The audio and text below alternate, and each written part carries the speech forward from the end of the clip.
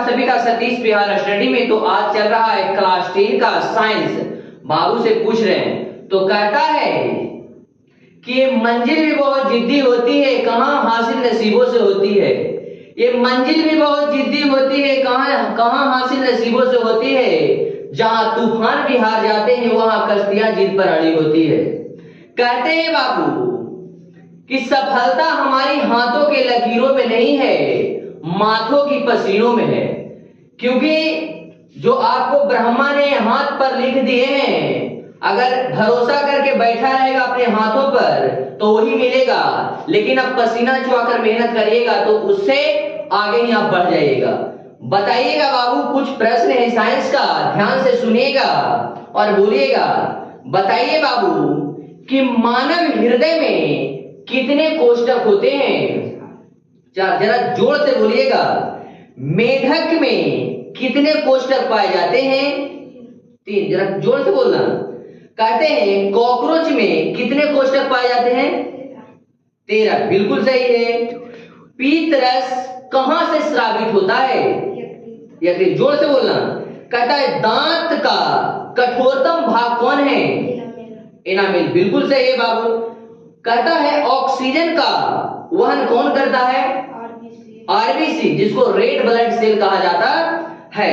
ये पूरा शरीर में ऑक्सीजन पहुंचाने का काम वही करता है। ठीक है, बताइए किसके उपस्थिति के कारण रक्त लाल दिखाई पड़ता है?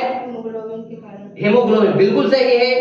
कहता है एक वयस्क मनुष्य के कितने दांत होते हैं? 32 होते हैं, सभी जानते हैं।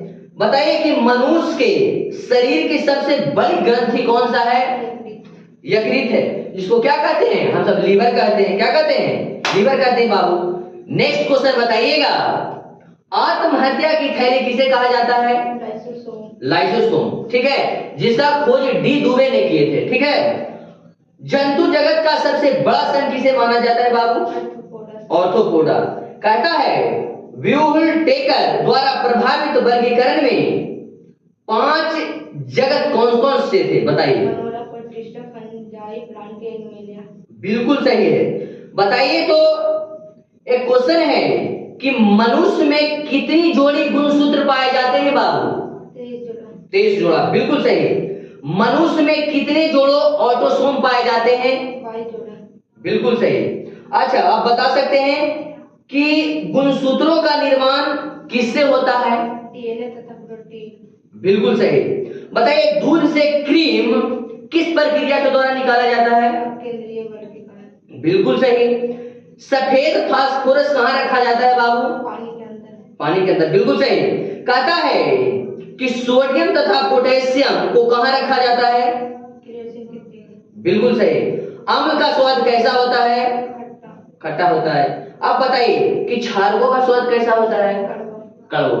देखिए इतना प्रश्न पूछे, बाबू ने बिल्कुल सही सही जवाब देने का प्रयास किया है। प्रयास क्या दिया ही है। तो अगर आप सबके पास भी छोटा भाई बहन है तो यहाँ कस्बा में ये संस्थान चल रहा है। बिहार बोर्ड का 1 से लेकर 10 तक चलाया जाता है। अगर आप सब आना चाहते हैं तो वेलकम है। तो मिलते हैं फिर ऐसे ही वीडियो में, तब तक के लिए बहुत